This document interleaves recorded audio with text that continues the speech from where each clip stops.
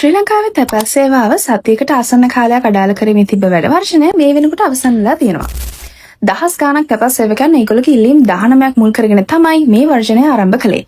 අනිවාර්යෙන් ගිලි සලකුණු ක්‍රමවේදය වගේම අතිකාල ගෙවීම් මාර්ග උපදේශ වෙනස් කරන්න කියලා ඒගොල්ලෝ විරෝධය පළ කළා. ඒ වගේම වැටොප් වර්ධක සහ උසස් වීම වගේ දීර්ඝ කාලින ගැටලු සඳහා ඒගොල්ලෝ විසඳුම් ඉල්ලලා හිටියා. මේ වර්ජනය නිසා රටපුරා තැපැල් සේවා සම්පූර්ණයෙන්ම ඇන හිටියා.